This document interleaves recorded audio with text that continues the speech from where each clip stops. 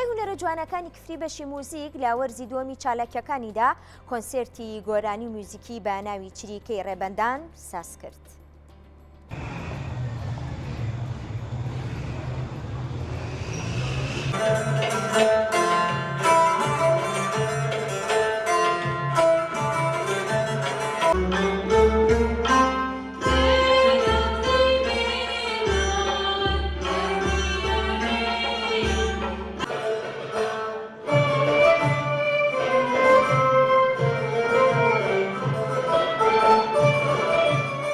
سەرەتا بە خێراتنی کەناڵەکەتانەکەم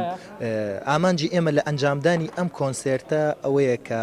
توانای لێهاتووی گەنجەکانمان دەربخەین و ئەوە دەربخەین کە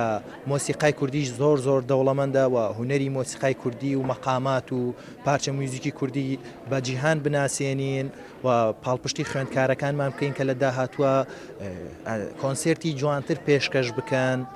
و ئامانجی سەرەکیمان لەوەیە کە پیشان بدەین کە ئەو خوێندکارانەی ئێمە توانای زۆر باشیان هەیە و ئێمە هەوڵەدەین سوود لە تواناکانیان وەربگرین و هیوادارین مۆسیقا و کۆنسێرتەکەمان بەدڵی هەموو لایەک بوو بێ. کوردستان زۆر دەوڵەمەندە، چی بە مەقاماتی ناوچەی گەرمیان، چی بە مەقاماتی عێراقی، چی بە لاوک و حەیران و سیاچەمانی هەورامان و یعنی لە کوردستانە چەند فۆرمێکی زۆرمان هەیە لە مۆسیقا، بۆ ئێمە هەوڵماندا کە مەقامات هەڵبژێرین و لە نێوانی گۆرانی فۆلکلۆری و نوێژدا هەڵبژێرین و جگەلەوە قاڵبی مۆسیقایشمان پێشکەش کرد کە لە عێراقا ئەم قاڵبە مۆسیقایانە پێشکەش ئەکرێت.